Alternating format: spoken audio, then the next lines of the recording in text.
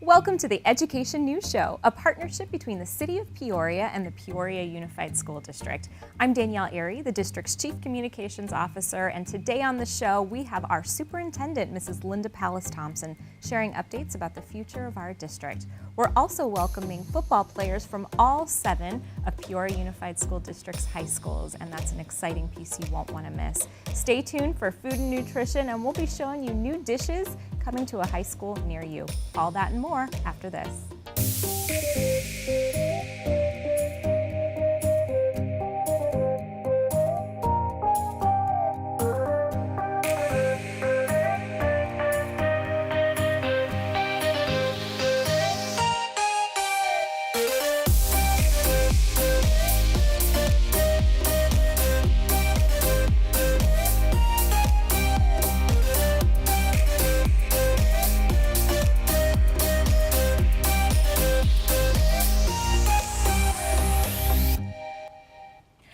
Here with our superintendent. She's actually our new superintendent, Mrs. Linda Pallas Thompson. Thank you so much for being here, Linda. Thank you, Danielle. Now you're new, but you're not really new. So you're newish. We're pleased to have you as our new superintendent, but the truth is you have a really long and rich career here in the Peoria Unified School District and in public education. So let's talk a little bit about that. Well, thank you. Well, yeah, it's hard to be this old and be new, right? But been 29 years in Peoria, which has been my pleasure. I came from Chicago and did about 10, 12 years back there. Had an opportunity to be a teacher in our district, work with our gifted, work with our signature programs. Enjoyed so much being principal at one of our wonderful elementaries, and then was in charge of several of our schools, and then all of a sudden I was superintendent.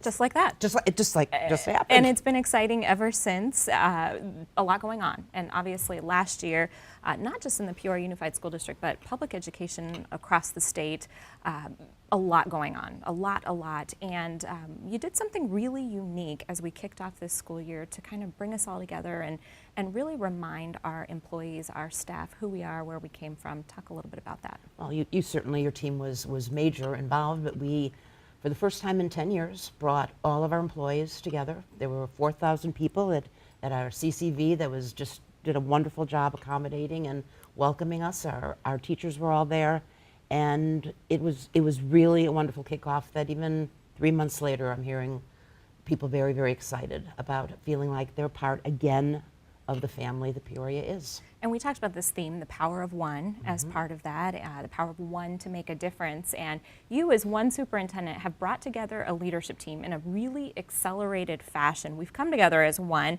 but we've done really some remarkable work around the strategic plan for the district. Can you share a little bit about what the strategic plan entails? I'd love to. Well, in thinking that I was only the interim, that does accelerate things when you think you have 4 or 5 months that, okay, we have to do certain things. And there's many of our districts across the country have interims, and I didn't realize that at the time. And the concept of that is to try to calm things, to bring people together, to get back stable on a boat like we were on, there wasn't a rocky water. But the water became very rocky in those 4 months. So any plans that anybody had were kind of thrown a little bit in the air. But what we required at that point was putting a team together to look and say, do we have a strategic plan? What is our plan, our 18-month plan, and then our 5-year plan? And so we've been playing with that a little bit, and I can share some of that with you. Sure, and I think four different areas emerged from there. 4 areas, and these are the areas that our community looks at. It's like looking through a looking glass, through the lens, if you will. And we have 4 areas to say, how's Peoria doing? One of them, we're a school district, so it's obvious, student learning, definitely, right? And in that area, well, that's a given, but we're really looking at not just proficiency, but we're looking at growth. How are our children growing? And it doesn't matter where they are in the district, every child should be able to grow at least a year in a year, and that's our focus. And that's a significant change in looking towards proficiency, but more looking for growth. Very excited about that. And then, of course, looking at our exit outcomes. Are our kids communicating effectively? Are they thinking critically and creatively? And all of those things that they need for post-secondary success. That's student learning. The other area, as you know, in the middle of my 4 months starting, we had the tragedy in Parkland. And I remember the next day coming in and talking to my team and saying we need a task force called, and I called it Not on My Watch. Now, I thought 4 months was pretty good. Sure. Not on my watch. Right. But looking at 3 areas. One is, are we prepared? Are our schools prepared? And as we speak now, we have a team out auditing, team of police and fire, and our team went down for FEMA training to audit and look at every single one of our schools. Are we, in fact, as prepared as we think we are? We have an emergency operation plan now that's state of the art, and pretty excited about that. We had a safety council yesterday that looked at it and said, this is pretty solid. But not only being prepared, do we have the right intervention, and do we have the right prevention for our children? And that's really the social emotional piece, right? Social, absolutely. And the world is a interesting place right now, and so our children and our families need to have certain strategies, and our teachers, on how to work with our children to help them just to work together, to be happy, to look in a child's eyes and say, we need to do something here because we have a problem. So we're really excited. We have a team assembled that's, again, looking at it and recommending what are the best programs, state of the art, for that area of prevention. And then certainly advocacy, coming to programs and saying it's important for all of us to work together to find solutions for the wellness of our children. The third area is that our community looks at is this thing called stewardship. Sure. Are we, in fact, good stewards of the resources that a public school gets from our community? And we have, again, a team. Anytime you come to my office, you're either, moved to another position or put on a task force. I have experienced that, you know so that. I can vouch for that, sure. So we have a team working on that area. Are our resources there? How are we auditing and looking at our pay structure so that we are not only equitable but are competitive? And then also looking at our policy across the board, making sure that everything is aligned. And a big area that we're going to be exploring under stewardship is cybersecurity. Our systems are only as safe as the cybersecurity measures that we put in place. So that's 3. And then probably one of our areas that goes through all of them is something that you're in charge of, which is our community partnerships, community connectedness. Not just sharing out to our community, but connecting with them. The opening certainly brought our community partnerships with CCV. We had a wonderful event last week where there was a community forum. People heard about our strategic plan and gave us input into what we're doing, looking at exploring all partnerships that we have across with our cities have been amazing with us, and exploring that. And then, of course, with Community Connections, sharing out on our upcoming bond measure that's on our November ballot. Good. And I know our community can find a number of different resources related to our strategic plan on our website, so that's all laid out there. I want to talk to you a little bit about the future, about what's next for the Peoria Unified School District. We're the 4th largest system in the state of Arizona. We're huge, 37,000 students, and that's a lot. It's a lot of responsibility, and I know we don't take that lightly, but what do you see as far as what comes next for our district and for our students and staff? Oh my gosh. I think as we look at our strategic plan as a basis, and then we develop what does the future look like for our children in this thing called public education. Public education is the keynote. It's the point of this thing called democracy, and it's critical that we make sure that public education continues to grow as our neighborhoods are growing. As you're aware of, we're moving way up north. We expected that we would need a high school and an elementary. We probably need 4 or 5 elementaries up there. I was all so down at Kellis yesterday. That's growing. So as we see our children growing, we just are not filling our schools with children and saying, fine, we need to look at what is state of the art as far as instruction. We need to look at how would we build in technology. And we've done a good job starting with that. But it's also looking at what programs probably are programs that no longer are sufficient, that we look at replacing but putting a value add on something that is very, very exciting. It's also in the past, a lot of the leadership was a design down. That's how leadership was. As we are continuing to move forward, it's really a design up kind of a process, so that our practitioners in the field have a key role in saying, I'm working on this is excellent. How do we replicate that excellence across our district, more importantly, across our state and our country? I think we are absolutely the best place to be. I wouldn't be here if I didn't think so. And I know that we are cutting edge on a variety of programs that our people have to talk about and that we have to replicate. Well, we heard recently, in fact, that the city of Peoria was recently named by Money Magazine as really the place to be, which is really exciting news, not only for our community, but for our school district and all of our students as well. I have heard you say time and time again that we make decisions based on students, and I know you're the biggest champion of student-centered in all that we do, and I know that our staff just loves having you at the helm, and our community does as well. Thank you so much for joining me today. Thank you for always joining a pleasure. Me. Always a pleasure. Thanks, Linda. For more than 4 billion years, the Earth has made an annual orbit around the Sun. For the past 128 years, those orbits have been reflected in the annual arrival and departure of students in the Peoria Unified School District. Long-term residents and employees of the district have seen great changes during that century and a quarter, but it is safe to say that no one has experienced anything quite like last year. But through it all, through the struggles and successes, protests and promotions, we never lost track of why we are here and who we are fighting for. Every student, every day. And it all starts with the power of one. One teacher, one administrator, one staff member, one person dedicated to making a difference. One person to offer help when it is needed. One person to supply hope where there is none. One person being there when nobody else was. One person who believes that our students will shape the future. One person, one student, our future.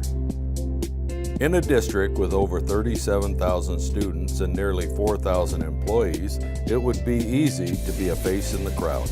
But that isn't what Peoria is about.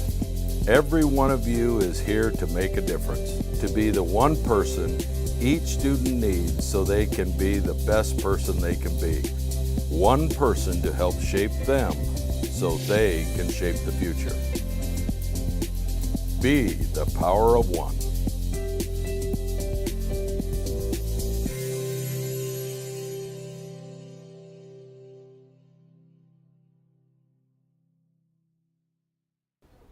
Well, here in the Peoria Unified School District, we know that it's more than just academics. We believe in having well-rounded students, and we know that there is an important benefit to our students being involved in arts education, athletics. We are here with football players from each one of Peoria Unified School District high schools. In fact, they're the quarterbacks, and so I'm so pleased to have this group of gentlemen joining me here today, and we're going to talk a little bit not just about football, but I want to talk to you gentlemen about things like leadership and your schoolwork and really how you do it all. I know you're all really leaders on your campus. And so, Devontae, I'm going to start with you, actually, since you're right here next to me. And I know you're a senior this year. Can you tell me a little bit about maybe what are your plans next year? Are you looking to pursue football? Yes, I'm definitely looking to, play football further on in my career. I'm looking to go to college, major in physiology. So I have that going with me. So yeah, I'm definitely looking to play football. Well, that's exciting. I know you have bright things ahead of you from Ironwood High School, and so that's really exciting. We're going to move to our back row and to Cactus Cobra, and I'm a fellow Cobra as well. But I'm going to pick on Connor here for just a minute. And Connor, I want to talk to you a little bit about leadership on and off the field. As a quarterback, really, how do you maybe inspire your team and your school in the role of quarterback? I just try to be the best leader I can be, having my pregame speeches, try to motivate the team best I can, and also try to be a leader in the classroom, maintain my 4.0 GPA, and just show that the books are just as important as play on the field. 4.0, that's impressive. That's impressive. And I know Keegan, standing right next to you, also a very bright student, in addition to your talent on the field. How do you balance your schoolwork and football? Because I know both are pretty demanding. Just time management, always making sure I put school first. Student athlete is what we like to call it. Student comes before the athlete, so always just making sure I'm getting my schoolwork done, and then football comes second. So. And I know both your academics, and probably for all of you, your academics and what you do on the football field, it's thanks to an awful lot of staff members that we have on your campuses that inspire you. Jonathan, can you maybe talk to us a little bit about a particular teacher or maybe coach who's been an inspiration to you? One of my coaches, I could say that's been a very big inspiration to me, is one of my old freshman coaches. His name is Coach Baca. I've known him since I was like in first grade, and he's always been there like throughout the years. And he's always been there because his son went to Centennial. His son played on my old youth team, so I've just known him throughout the whole years, and he's still there for me. That's great. That's really awesome. We always love to hear that about the inspiration our coaches give. And Kyle, I've got to ask you, because you're from Peoria High School, and that's our oldest school in the Peoria Unified School District, and a really rich tradition there. Many from our community that know that old main building as they drive by. What has it meant to you to play football and to lead your team at Peoria High School? Tradition, we talk about it every day, really. Coach Babb really loves to talk about it. It's kind of just, it represents what you play for. So you got to go out and play like we've always played. You don't step back. You keep working. So it's always in our mind. It's always in the back of our head. But yeah, you just got to keep working. It's a big deal over it. Tradition's really important, I know. And from our oldest school in the district to our newest high school in the district. So I've got to ask you, Jonah, what's it like to play football at Liberty? And I think you and Centennial sharing a seat there, the largest schools in our district. But what's it like to be a leader on your campus? It's great. We have we have a standard and commitment to excellence at our school. We've made the playoffs every year. We always have a great standard of having a high GPA in our programs. Being a leader around the campus, too, is something that we really commit to, making sure everyone's doing the right thing, both in and out of the classroom and outside of school, too. That's important. Very important. And I'm going to jump back now, so I want to make sure I get you all. And Cade, I know in Kellis, is it that you say, Kellis pride, is it in you, right? That's kind of a big motto there at Kellis. How do you show pride on the football field and around campus as the quarterback? Just the way I carry myself. I walk with all my football teammates. We always walk together, and we always are happy on Fridays, no matter the outcome, and we always work to be the best. Well, I think it's safe to say the future is bright with you gentlemen, not just in your position on the field, but I think how you represent your school and your community when you go out and do all kinds of different things that you do. So you're really shining a light out there and being strong leaders, and that's so important. So I want to thank you all for being here. And so who's playing? I think we've got coming up soon some big rivalry games. When's the Cactus Peoria game? Kind of a big rivalry game. Last game of the season, so we'll be looking forward to that. And I know some other rivalries, maybe we won't get into that too much. But so you gentlemen are doing great things. Keep it up on the field and in your community. Thank you again to all of our schools for being here with us today.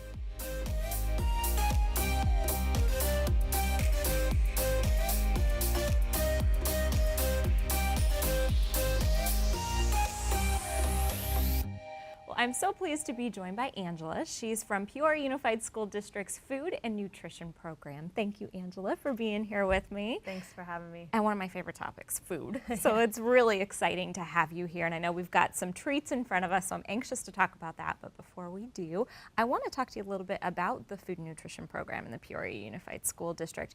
It's a massive operation. We have so many students. Yeah. How many meals are you serving and producing out of Food and Nutrition? Roughly on average about 5,000 for breakfast. That's combining elementary and high school, and then about 19,000 for lunch. Oh, that's huge, and I know that's so much work, but I know it's probably a challenge feeding some of these little ones, of course, because they're kids, and I know I've got 2 toddlers, and it's always a challenge to come up with options for them. You're a registered dietitian, so I know you play a pretty big part in putting together our menus and our options and things. How do you decide what to serve?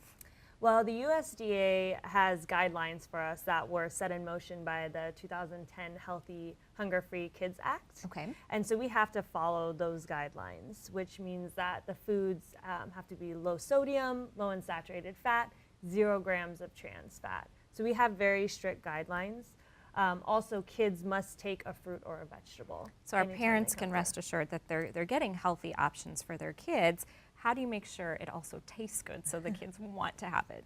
Well, we get to sample a lot of the foods, and so if we don't like it, we do not serve it to the kids. And we just try to come up with some really great combinations as far as staying on food trends and seeing what the kids are interested in. And I know you do a lot as far as creativity too, to come up with some of the options that the kids would love and come to expect, like pizza. How do you get away with serving pizza? Well, with our pizza, there's actually whole grains in the crust. It's a lower sodium, low fat cheese that's used on the pizzas as well, and it's also a leaner protein, say if there was pepperoni on there, which is also low sodium. And our kids seem to love it. Yes, they enjoy it. That's good. Well, I know we're focusing on high school today because we serve both at the elementary and the high school level. So I know you've got some options for us. And I can tell you, if you haven't been in a cafeteria, you haven't been at school for a while, this looks nothing like what I remember eating when I was in school. What do we have here? And tell me a little bit about it. So we have a new Fresh Express salad line that we have at the high schools right now. And this is one of the favorites. Of course, it's a grilled chicken Caesar kale salad served with a whole grain garlic toast on the side. Kale, who'd think, right? Yeah. And then over here we have a Greek turkey pita that's served with homemade, house-made tzatziki. And then the broccoli salad that we put on our fruit and veggie bar, which actually the kids, they love it. They love the broccoli salad. So, and then the next one is our street fish tacos. And those are breaded in whole grain and baked and served in corn tortillas with a nice spicy ranch coleslaw on top. So what does a high school meal like one of these cost? $2.75.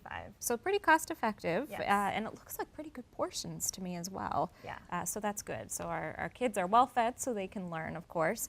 I'm eyeing these tacos over here, so I have to scoot this a little closer. I'm gonna have to try a bite of this. Now, you were telling me, I think we have 2 different salsas on here? Yes, so we Hold have this the black bean and corn salsa there, and then just a homemade pico de gallo type salsa. And which one's the spicy one? I would say this one would be a little bit spicier. Okay. So if you're trying to stay away Well, from that. no, I'm gonna sample this one because Okay. it's right here in front of me. And while I'm diving into this and trying not to make just a horrific mess, tell me, I know nutrition's a big part of what you do, but how can parents maybe help to choose some healthier options at home when their kids aren't at school? I would suggest offering the fruits and vegetables, even if you don't think your child's going to take them, offering them up and just putting them out there. If they take it, great. If they don't, maybe they will next time. That's delicious. I'm glad you like Really, it. really good, and can't even tell that that's whole grain. So Okay. really good options. I was trying not to make too much of a mess here. It's hard with tacos. It is hard with tacos. I had to go for that one, of course. And then tell me a little bit about the drinks we have here. So we have, we offer for our white milk, we offer low fat, 1%, and then fat-free or skim milk. And then for our flavored milks, such as chocolate or strawberry, they have to be fat-free. And I was just so surprised to see we have so many options with the milk. So actually 4 different options for milk. Yes. And then I know you put this water here in front of me as well. We offer this for our high school? Yeah, we offered bottled water for our high school students, and for elementary, they can get water in a cup if they'd like instead of milk. It's good stuff. Well, so many healthy options here for our students. So Angela, I want to thank you so much for bringing all these in and sharing all that great information with us. For our families, you can find our school lunch menus available on our website, peoriaunified.org. There is so much to see around the Peoria Unified School District, and I hope you won't just take my word for it. We invite you to come out and see what a day in the life is like for our elementary and high school students. We hope you'll join us on our fall field trip. It's coming up on October 24th, and we look forward to showing off the incredible programs and remarkable students across our district. This year, we're focusing on the power of one and how we each have the ability to make an impact in the life of a child. As we close our show today, we leave you with a story about someone making an incredible difference right here in our district.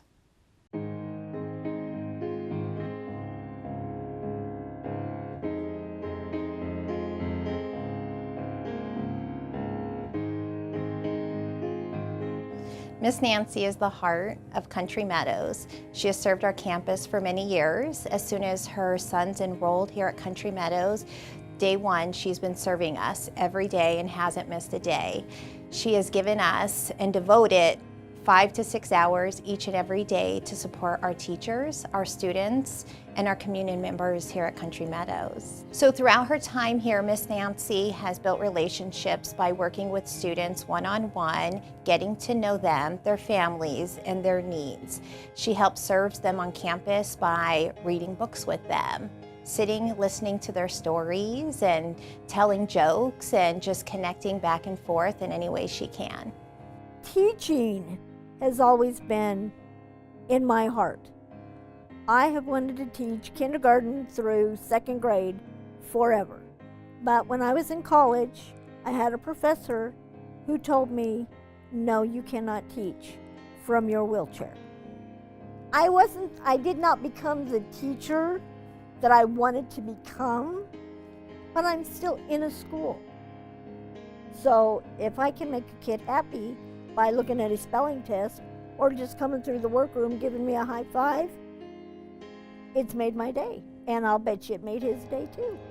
As a volunteer, if there's anything that I can do to help your job be even a little easier, that's why I do what I do.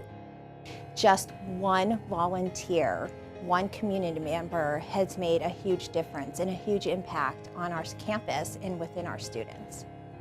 It's just, I guess I have a big heart, maybe.